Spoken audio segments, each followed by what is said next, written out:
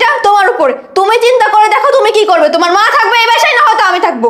দেখলেন তো বাবা যে আপনার মেয়ের আসল রূপটা কি। দাঁড়াও জামাই, ব্যাপারটা আমি দেখতেছি।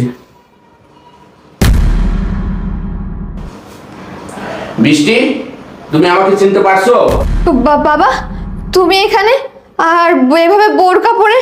হ্যাঁ, তোমার বাবা বোরকা পরে। আর তোমার বাবার এই অবস্থা কে করেছে জানো? তোমার বাবাকে আমি এরকম করে বোরকা পরে এনেছি। আর কেন এনেছি জানো? তুমি একটু আগে কি জানি বললা না যে তোমার মা মা আর আমার মা মা না? আরে মা তো মাই হয়, কিন্তু সেটা তোর মতো মানুষ কি করে জানবে?